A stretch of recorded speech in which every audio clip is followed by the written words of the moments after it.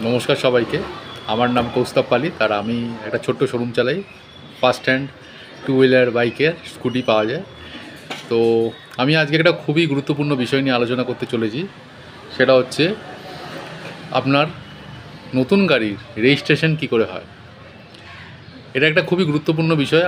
আমি মনে করি যে এটা সবাই জানা উচিত যে কী কী ডকুমেন্টস লাগে, ক্যাশে নিলে কী হয়, ফাইন্যান্সে নিলে কী হয়, কতদিন সময় লাগে, এর কী প্রসেস আছে।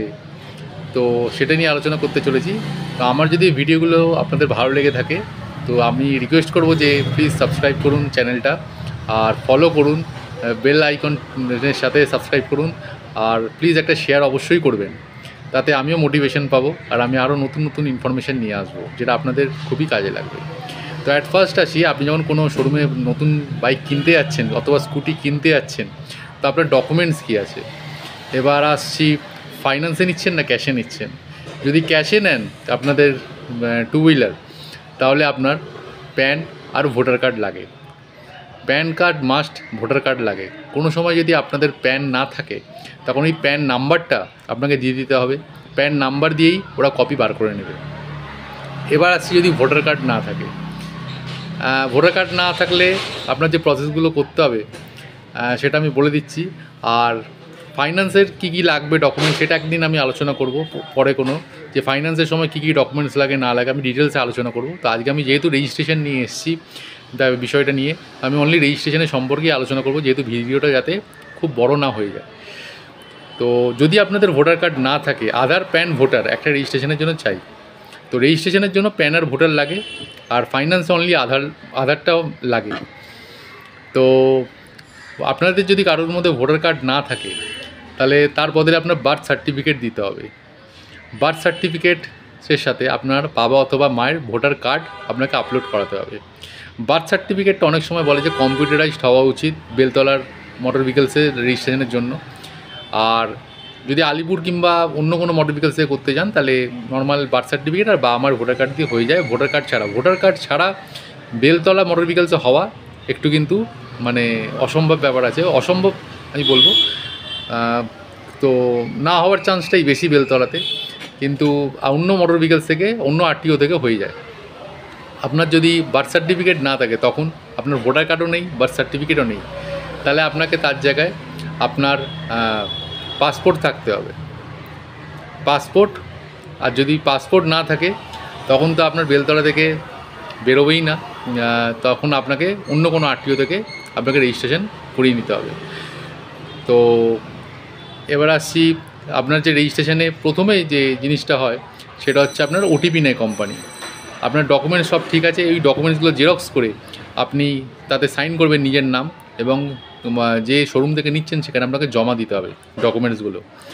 এরপরে শোরুম প্রসেস যখন আরম্ভ করবে তখন আপনাদের কোম্পানি থেকে প্রথম ইন্স্যুরেন্স কাটা হয়। ইন্স্যুরেন্স আপনি B2B নেবেন কি নর্মাল নেবেন সেটা অবশ্যই একবার ডিলারের সাথে আলোচনা করে নেবেন। এটা আপনাদের উপর ডিপেন্ড করছে। আগের ভিডিওতে বলেছি যে B2B ইন্স্যুরেন্স কী, নর্মাল ইন্স্যুরেন্স কী, সেটা একদম ডিটেলসে বলা আছে। তো সেখান থেকে অবশ্যই আপনি একবার ভিডিওটা দেখে নেবেন। আর ইন্স্যুরেন্স যেই কাটবে সঙ্গে সঙ্গে ওরা তার পরের দিন কিংবা দুদিনের মধ্যে ট্যাক্সটা করে দেয়। ট্যাক্স যখন আপনাকে কাটার আগে ডিসক্লেমার তৈরি হয়। ডিসক্লেমার তৈরির সময় আপনার থেকে ফোন করে কোম্পানি ওটিপি নেয়। অবশ্যই ওটিপি কিন্তু জিজ্ঞেস করে নেবেন যে কোথা থেকে বলছেন, কী বৃত্তান্ত, অবশ্যই জিজ্ঞেস করে দেবেন। না জিজ্ঞেস করে কিন্তু ওটিপি দেবেন না কাউকে। তো শোরুম আপনাদের বলেই দেবে আগে থেকে যে এই দিনে আপনার ওটিপিটা আসতে পারে, কোম্পানি থেকে ফোন আসবে, তো সেই বুঝে আপনি রেডি থাকবেন, ফোন নিজের কাছেই রাখবেন। ওটিপিটা দেওয়ার পর আপনার রেজিস্ট্রেশনের মেসেজ আসবে মোবাইলে যে your vehicle has been registered, হ্যাঁ, নাম্বার দিয়ে দেবে অ্যাপ্লিকেশন। তো তখনই বুঝবেন যে আপনার রেজিস্ট্রেশনটা হয়ে গেছে। বাট আপনার ট্যাক্স কাটবে। ট্যাক্স হচ্ছে লাইফ টাইম ট্যাক্স, 15 ইয়ার্স। আর ট্যাক্সটা কাটার মোটামুটি আমি খুব জোর হলে 2 থেকে 3 দিন বলবো। আপনার ডকুমেন্টস যদি ঠিক থাকে 2 থেকে 3 দিনের মধ্যে নাম্বার হয়ে যায়। খুব বেশি হলে 2 থেকে 3 দিন লাগে। আর যদি কোনো প্রবলেম না থাকে, সার্ভার ইস্যু না থাকে, তখন 2 থেকে 3 দিনের মধ্যে নাম্বার কিন্তু হয়ে যায়। যেই নাম্বারটা আসবে আপনাকে সঙ্গে সঙ্গে মেসেজ করে দেওয়া হয় যে আপনার ভেহিকেলের নাম্বার এটা। আপনি পরিবহন সাইট থেকে আপনি ওটা চেকও করতে পারেন যে আপনার নাম্বারটা ঠিক এসছে কি ভুল এসছে, এবং সেই নাম্বারটা আপনি লিখে কিন্তু রাস্তায় মেন রোডে চালাতে পারেন। কারণ আপনাকে ট্যাক্স আর ইন্স্যুরেন্স তো কোম্পানি পাঠিয়ে দেবে আপনার মোবাইলে, সেটা আপনি শো করতে পারেন এবং সেই নাম্বারটা লিখে আপনি চালাতে পারেন।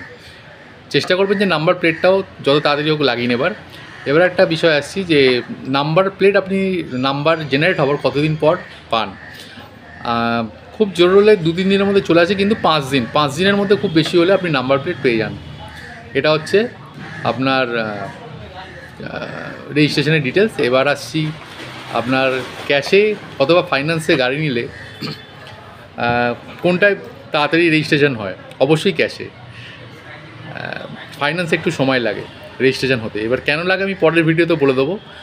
আর অবশ্যই আপনি যে ভোটার কার্ড যদি আপনার থাকে, তাহলে ভোটার কার্ড যখন জমা দেবেন অনেক কোম্পানি জিজ্ঞেস করে অথবা শোরুম জিজ্ঞেস করে যে আপনি ভোট দেন তো। এর কারণটা হচ্ছে ভোট যদি না নেন তাহলে ভোটার কার্ড রিনিউয়াল হয় না, এবং যখন ওরা কপি বার করে আপনার রেজিস্ট্রেশনের জন্য তখন কিন্তু আপনার রেজিস্ট্রেশন আটকে যায়। ফলে কিন্তু আপনাকে ভোট দেওয়াটা মাস্ট। অবশ্যই আপনার ভোট দেওয়া থাকতে হবে, তবেই কিন্তু আপনার রেজিস্ট্রেশনটা প্রসেস হবে। তো আশা করি আপনার এই ভিডিওটা ভালো লেগেছে। আর অবশ্যই যদি ভালো লেগে থাকে একটা রিকোয়েস্ট থাকলো যে আপনি আমার চ্যানেলটাকে প্লিজ সাবস্ক্রাইব করবেন, শেয়ার করবেন। যদি কোনো ডাউট হয়ে থাকে অবশ্যই আমাকে একটা কমেন্ট করবেন, আমাকে পার্সোনাল মেসেজও করতে পারেন। তো প্লিজ এই লাইক করে দেবেন ভিডিওতে অবশ্যই। Thank you.